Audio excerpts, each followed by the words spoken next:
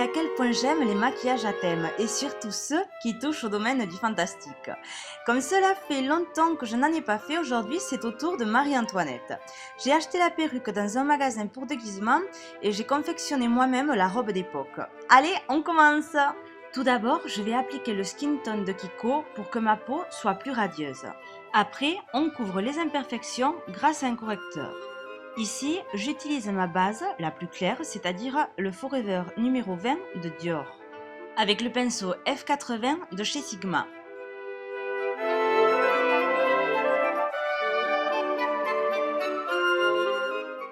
Ensuite, pour les yeux, je prépare mes paupières avec un primer de couleur neutre.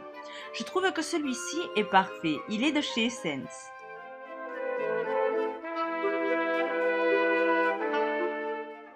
Pour finaliser la partie du visage, je vais me servir de la poudre de talc.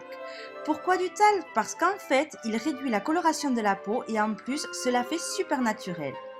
On n'a pas d'effet carton ou farineux. Donc, pour tous ces types de maquillage où il faut accentuer la blancheur de la peau, l'utilisation de poudre de talc est une très bonne option.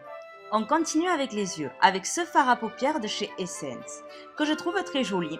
Il est très flashy comme vous voyez, mais finalement, il est beaucoup moins une fois posé et ne fait pas du tout exagérer. On commence à le passer sous le sourcil, mais en restant juste au début, puis on l'estompe bien vers la banane avec des mouvements circulaires.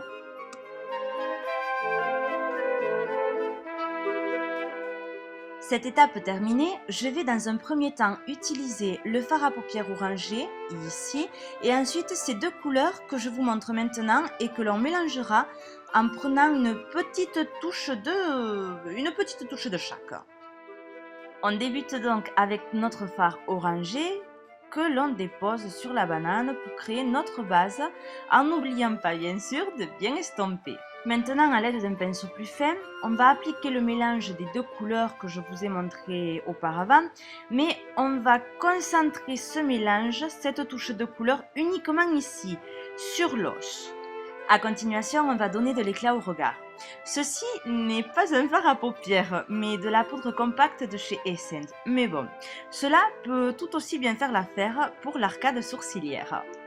Maintenant, et sans reprendre du fard, j'effectue les retouches nécessaires en estompant bien pour éliminer toute trace de démarcation.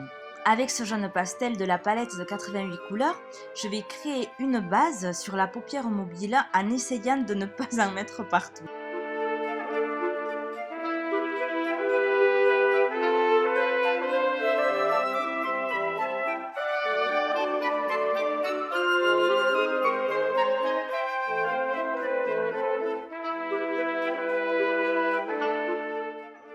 Ensuite, je vais me servir de ce beige, toujours dans la même palette de 88 couleurs, et je vais le déposer au même endroit sur la base jaune, mais en faisant attention malgré tout, et en laissant comme une ligne jaune à ras des cils. Puis, avec ce beige orangé pastel, je vais maquiller la paupière inférieure externe, et avec ce beige un peu plus clair, la partie interne, mais sans arriver jusqu'au point lacrymal, qui doit rester aussi naturel que possible, d'accord?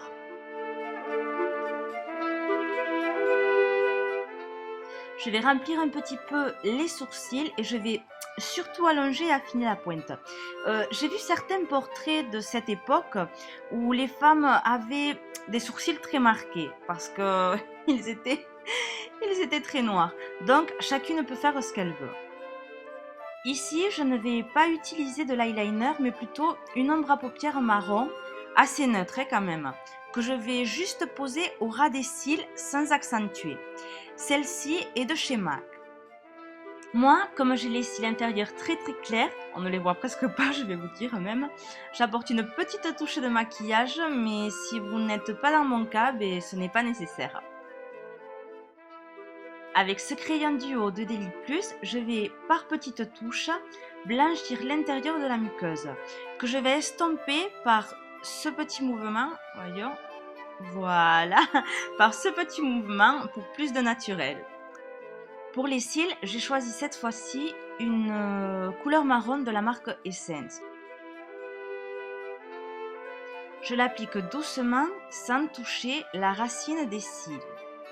Et après, je fais de même pour la partie inférieure avec délicatesse. Pour nos pommettes, un ton coloré, le Flamingo de Sleek. Je l'applique avec une brosse de chez Buying Coins, en mouvement circulaire tout en estompant.